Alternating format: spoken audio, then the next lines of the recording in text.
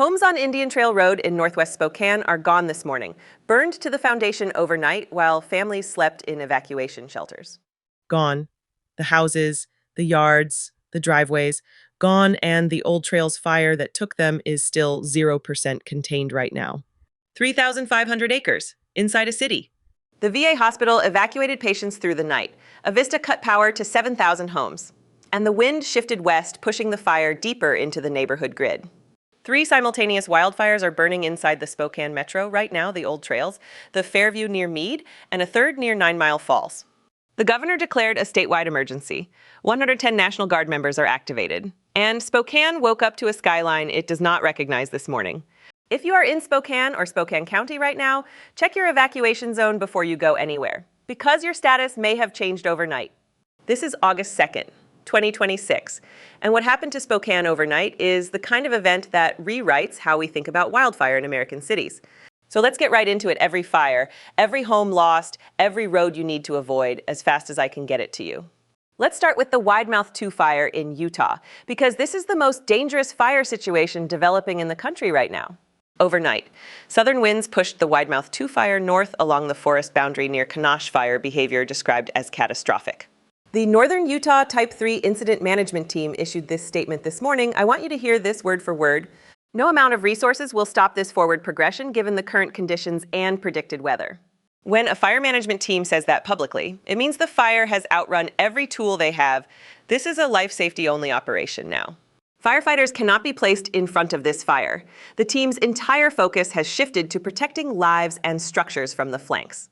The Millard County Sheriff is sending IPLVS emergency alerts directly to phones in the affected area. Keep your phone on and volume up.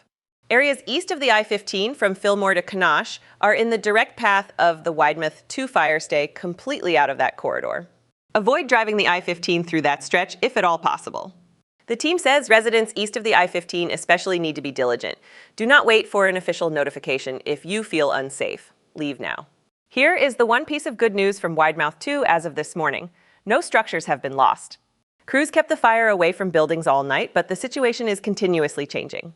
But residents are waking up to an incredibly large smoke plume and dark skies, and the situation is continuously changing. Now into Utah's second overnight fire, the Johnson Canyon Fire in Box Elder County, northwest of Tremonton. This fire burned extremely active through the night and is now estimated at 3,500 to 4,000 acres as of 7:30 this morning. Fire crews worked through the night, attempting to get dozer line around the perimeter, but high winds stopped them from completing it. Resources will continue constructing containment lines today as conditions allow. This fire is not yet contained.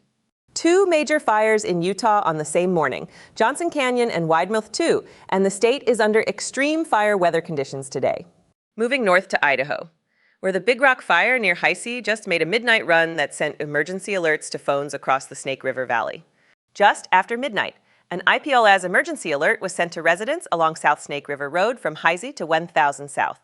The fire crossed containment lines and threatened the entire area. Deputies worked through the night, evacuating homes one by one. If you are in the Big Rock Fire area this morning, shelter is available at South Fork Elementary School, 7163 South 2000 West in Rexburg. Keep drones completely grounded. Unauthorized drones near this fire can shut down aerial operations at the exact moment they are needed most. The Big Rock Fire is now over 2,400 acres with 0% containment, 2 structures already destroyed before the midnight crossing. Stay completely away from the fire line and all evacuated areas. Road closures are in place to keep firefighters and aircraft operating safely.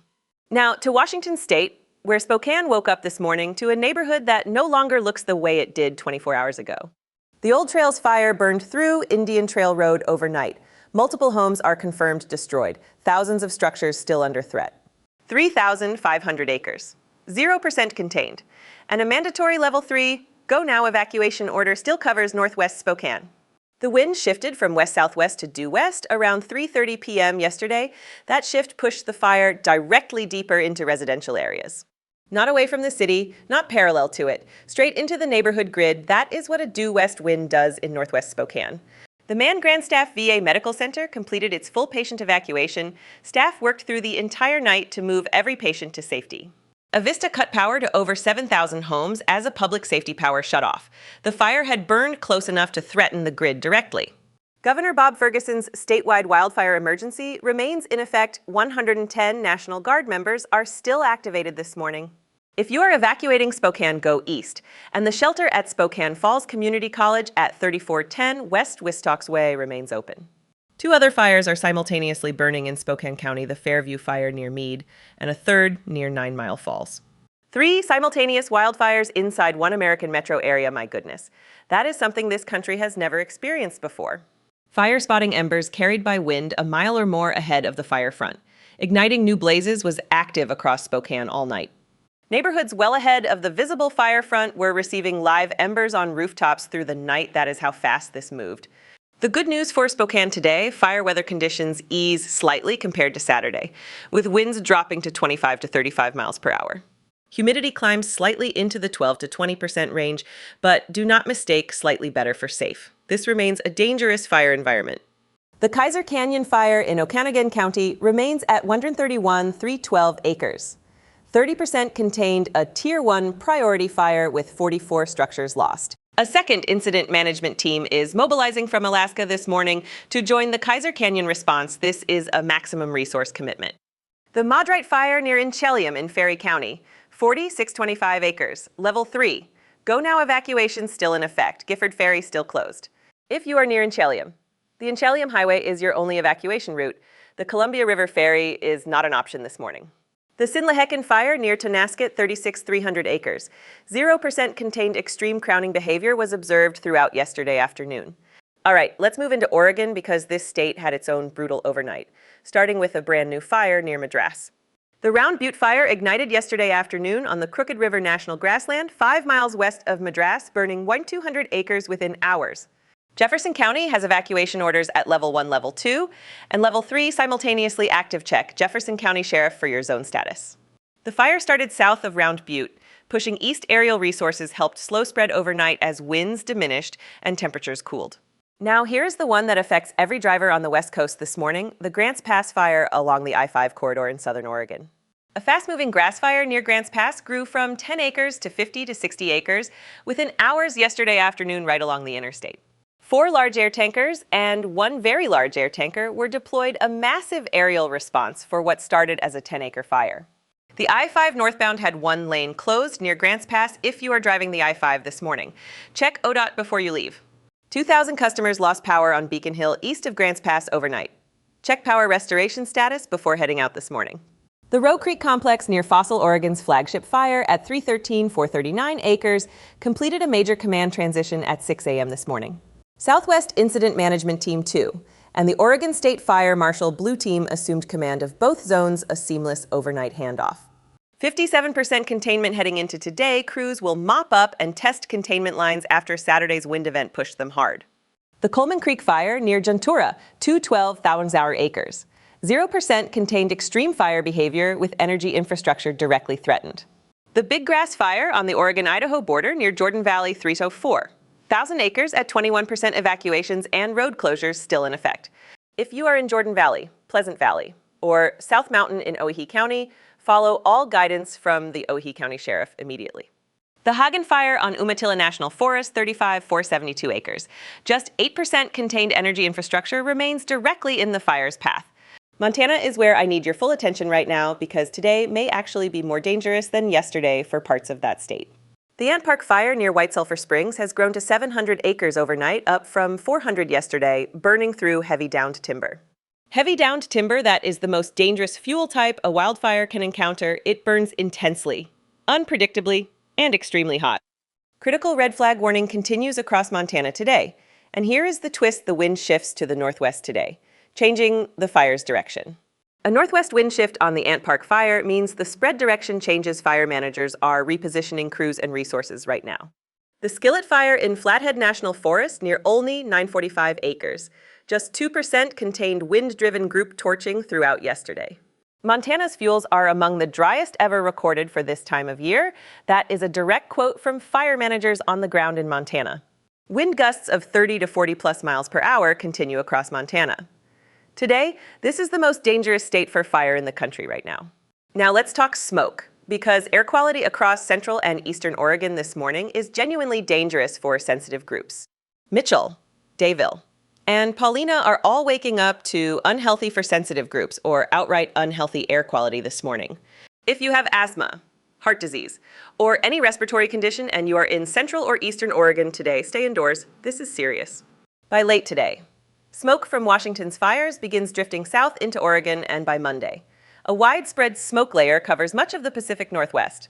All right, let's shift to the forecast, because the next 48 hours look very different depending on which state you are in this morning. Eastern Washington and Eastern Oregon conditions ease slightly today compared to Saturday's historic PDS event. Wind gusts still hitting 25 to 35 miles per hour. Humidity still in the 12 to 20% range, slightly better, is not safe. Northern Idaho, slight improvement as well. But the Big Rock fire crossed containment lines at midnight and remains at 0% this morning. Utah, this is the state that concerns me most today, and here is exactly why. You have the Widemouth 2 fire with catastrophic behavior and no stopping it, and the Johnson Canyon fire at 4,000 acres with no containment completed.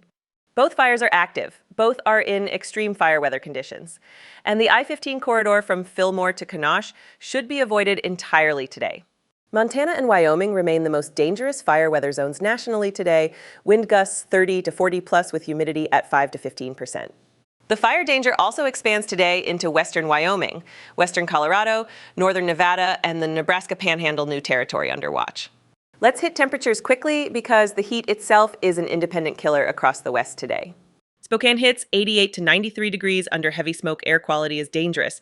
Outdoor activity strongly discouraged in the entire metro area. Boise. Idaho reaches 95 to 100 degrees today. Hot, dry, dangerous conditions continuing for a fourth straight day. Missoula. Montana climbs to 87 to 92 degrees with wind gusts above 40 miles per hour. This is today's highest risk city in the country. Salt Lake City hits 98 to 103 degrees with the Widemouth 2 fire catastrophic and Johnson Canyon at 4,000 acres. Utah is in serious trouble today. Dallas. Texas is seeing heat index values above 110 degrees dangerous. Life-threatening heat for anyone spending time outdoors. The Northeast New York, Boston, Philadelphia near to below normal, no extreme weather concerns. A quiet weekend on the East Coast. The Four Corners region sees beneficial monsoon thunderstorm activity today, genuine rainfall relief for parts of New Mexico and Arizona. The Midwest and Ohio River Valley strong to severe thunderstorm potential along the Ozark Plateau and lower Mississippi River Valley today. But here's where it gets interesting. Let me walk you through the extended outlook. Because what NIFC is showing for August through October is alarming. The NIFC August 2026 Significant Wildland Fire Potential Outlook shows above normal fire risk covering most of the western United States. Washington, Oregon, Idaho, Montana, Wyoming, Colorado, New Mexico, Texas, Louisiana, and Florida all above normal for August. There is not a single state in the western U.S. showing below normal fire potential for August 2026, not one. Look at September, the NIFC. September Outlook sourced from nifc.gov shows the entire Pacific Northwest and Northern Rockies still in red. Washington, Oregon, Idaho, Montana, and Minnesota all remain above normal through September. This season is not turning around. And October, most of the West finally drops out of the elevated risk category. But that is 2 full months from today. 2 full months of above normal fire risk after the worst single night of the worst fire season on record. Now let's talk models, and I am going to be honest with you about the 5-day picture, because there is genuine uncertainty here. The GFS and the European model are in agreement on one thing: no meaningful rainfall for Pacific Northwest fire zones in the next 7 days. I want to repeat that: no meaningful rainfall for Oregon, Washington, or Idaho fire zones for 7 straight days. The heat ridge, that's a high-pressure dome sitting over the west, blocking any incoming storm system from delivering moisture, reestablishes August 4th. That rebuilding heat ridge means renewed extreme heat for California, Nevada, and Utah, just as the Widemouth 2 and Johnson Canyon fires rage. Here's the wild card I am watching closely. A second weather system is being tracked for around August 5th and 6th. The models have been inconsistent. Yesterday's run showed a completely different solution than what we are seeing in this morning's data. Best case, the system tracks offshore, delivers a small amount of coastal moisture, and the wind impact on fire zones is minimal. Middle case, another dry cold front, same setup as Saturday, strong winds and 0 rain, disrupting every containment line still holding. Worst case, a stronger wind event than Saturday arrives, while new fires from today, including Widemouth 2 and Johnson Canyon, are still raging. We will know far more about that August 5th system by Tuesday. I will have daily updates as this picture comes into focus. Also watching for dry lightning thunderstorms that produce lightning but no rainfall, reaching the ground over Montana and Idaho August 3rd and 4th. With fuels this dry across Montana and Idaho, one undetected lightning strike can become a major incident within hours of ignition. Minnesota's Superior National Forest bear trap. Thumb. Sioux fires are actually getting precipitation help, with a 40 to 50% rain chance this week. The tropics remain completely quiet, no tropical development to track in the Atlantic, Gulf of Mexico, or Pacific at this time. All right, your action items this morning, updated with the overnight developments across Utah, Idaho, Washington, and Oregon. Utah east of the I-15 from Fillmore to Kanosh. Widemouth 2 fire behavior is catastrophic leave now. Do not wait for a notification. Avoid driving the I-15 through that corridor entirely today if you can fire behavior is continuously changing and the highway is at risk. Johnson Canyon fire near Tremonton, 3,500 to 4,000 acres. Not contained monitor box, Elder County emergency channels this morning. Big Rock fire near Heise. Idaho shelter at South Fork Elementary School. 7163 South 2000 West in Rexburg. Check Bonneville County Sheriff for your zone. Spokane and Spokane County check evacuation status before going anywhere this morning. Zones that were level 2 may now be level 3. Ferry County near Inchelium Gifford Ferry is still closed. Inchelium Highway is the only way out. Level 3 is still in effect. Jefferson County near Madras. Oregon Round Butte fire has all 3 evacuation levels active. Check Jefferson County Sheriff immediately. I-5 through Grants Pass, check ODOT before you drive that corridor this morning. Conditions from last night's fire may still be affecting traffic. Montana residents today is more dangerous than yesterday in parts of your state. Wind gusts above 40 and humidity near 5%. No campfires, no outdoor burning, no off-road vehicles on dry grass anywhere in the western United States this weekend. Equipment sparks from trailer chains dragging on pavement have started documented fires this season. Pull over and check your hitch right now. Do not fly drones near any of these incidents. Unauthorized drones ground all aerial firefighting at the exact moment it is needed most. Register for your county emergency alert system. If you are in any affected state, do not wait until you can already smell the smoke. This is a developing situation across 5 states. Simultaneously, updates will continue throughout the day as fire behavior becomes clear. If that August 5th system locks in, we will break it down in full detail. Daily updates are coming every single day this week. Like this video, subscribe, and turn notifications on every update posts the moment I have confirmed information from official sources. For every firefighter who worked through the night in Spokane, in Grants Pass, in the Little Belt Mountains, and in the canyons of Utah. For the 74 international specialists from Australia and New Zealand who are still on these fire lines this morning, thank you from every person watching this right now. I'll see you in the next one. Stay safe out there, take care of each other,